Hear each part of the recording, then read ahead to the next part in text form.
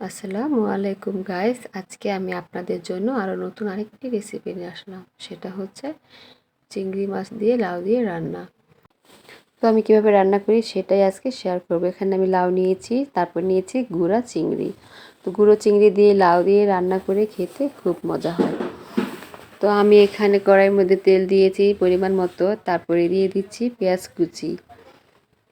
তো আমি পেঁয়াজ কুচিটাকে তেলের মধ্যে ভেজে নেব।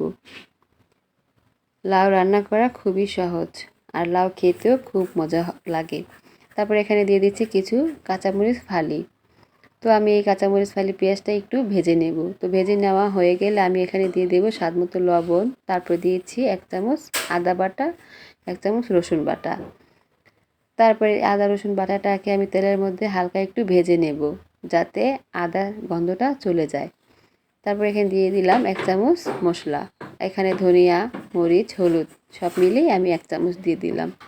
লাউ রান্না করতে বেশি মশলা লাগে না, হালকা মশলা দিয়ে লাউ রান্না করলেই বেশি ভালো লাগে, দেখতেও ভালো লাগে, খেতেও ভালো লাগে।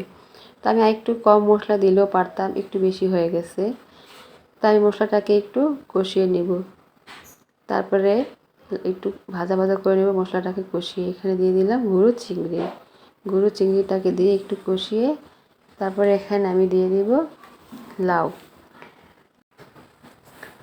লাউটা দিয়ে এখন আমি একটু ভালো মতো নেড়ে চেড়ে দেব। ভালো মতো নেড়ে আমি ঢাকনা দিয়ে ঢেকে রেখে দেব। লাউটা খুবই কচি, এমনিতেই অনেকটা সিদ্ধ হয়ে গেছে। তো আমি এখন এখানে দিয়ে দিলাম টমেটো দিয়ে একটু নেড়ে চেড়ে এখন আমি ঢেকে রেখে দেব।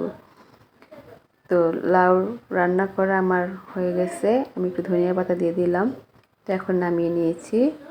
আমার লাউ রান্না যদি আপনাদের ভালো লেগে থাকে তাহলে আমাকে অবশ্যই একটি লাইক দিবেন, সাবস্ক্রাইব করে আমার পাশে থাকবেন।